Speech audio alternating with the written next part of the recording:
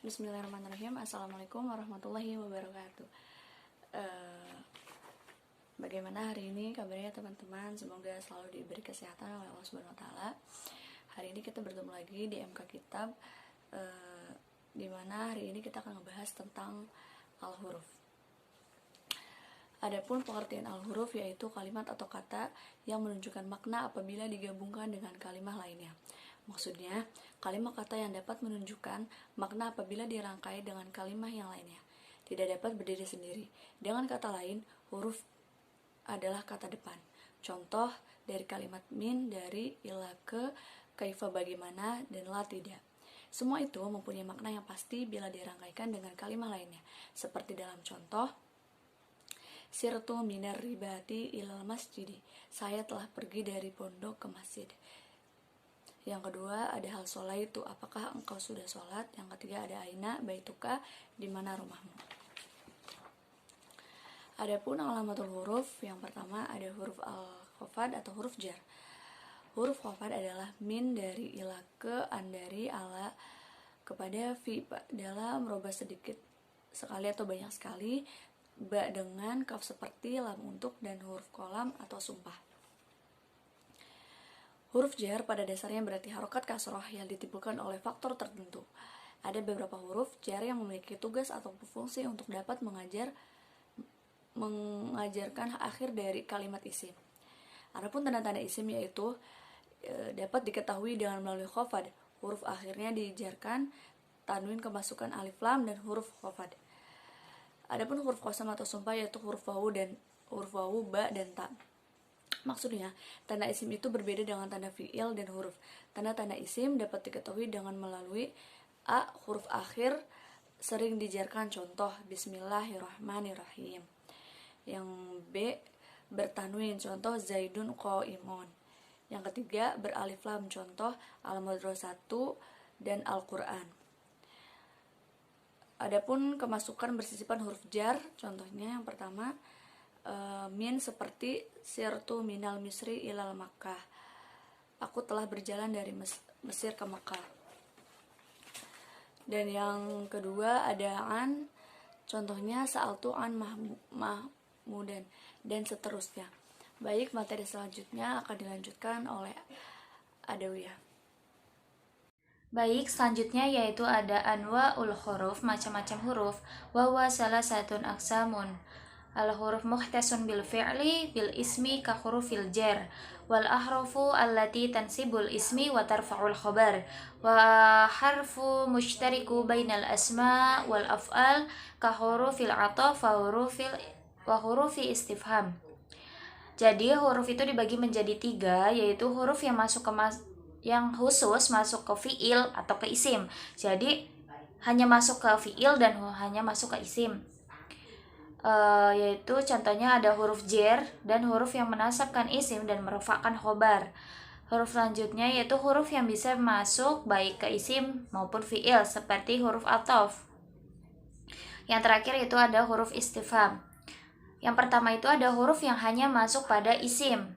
Berarti huruf ini tidak bisa masuk ke dalam fi'il. Contohnya itu huruf jar. Ini hanya masuk ke isim dan menjadi ciri-ciri khas isim. Contohnya min, ila, an, ala, dan seterusnya. Terus ada huruf yang menasabkan isim dan merofakkan khobar, yaitu inna dan saudara-saudaranya. Contohnya itu ada an Abi Bakrah anin Nabi sallallahu alaihi wasallam, dari Abu Bakar dari Nabi Muhammad sallallahu alaihi wasallam. Selanjutnya itu huruf yang hanya masuk pada fi'il, berarti tidak bisa masuk kepada isim. Contohnya itu ada huruf nasab dan huruf jazm.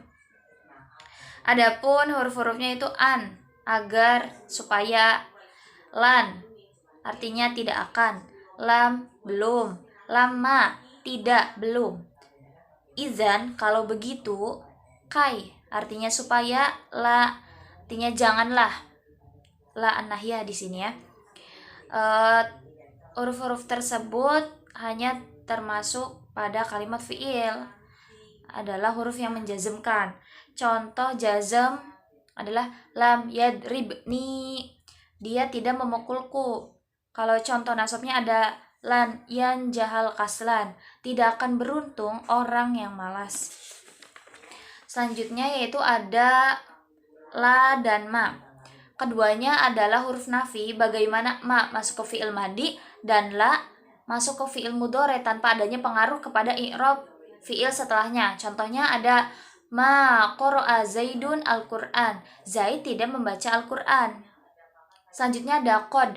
Huruf ini memberi faidah taukid apabila masuk ke fi'il madi dan takli. Apabila masuk ke fi'il mudhari tanpa ada pengaruh kepada i'rab fi'il setelahnya. Contoh, qad shadaqar rasul. Sungguh Rasul itu berkata benar.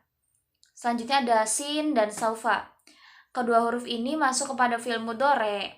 Sin memberi faidah mustaqbal qarib, yaitu masa yang akan datang dalam waktu dekat.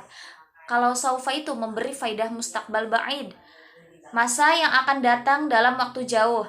Keduanya tidak mempunyai pengaruh kepada i'rab fi'il setelahnya. Contoh sin, sa'adhabu ilal mustashfa. Saya segera pergi ke rumah sakit. Kalau saufa itu, saufa adhabu ilal mustashfa. Saya akan pergi ke rumah sakit. Selanjutnya yaitu huruf yang bisa masuk pada fi'il dan isim. Berarti ini bisa masuk ke dalam dua-duanya. Contohnya itu ada huruf athof. Contoh kalimatnya ja'a Zaidun wa Muhammadun. Itu masuk ke dalam isim. Allahumma sholli wa sallam. Masuk ke dalam kalimat fi'il. Huruf athof itu wawu ya. Selanjutnya yaitu huruf istifham. Huruf-huruf yang biasa digunakan untuk menanyakan sesuatu seperti hal, ma, maza, liman, dan lain sebagainya. Contohnya, liman hazal kolam. Pulpen siapa ini? Ini pulpen siapa? Selanjutnya ada hal anta Muhammadun. Apakah kamu Muhammad?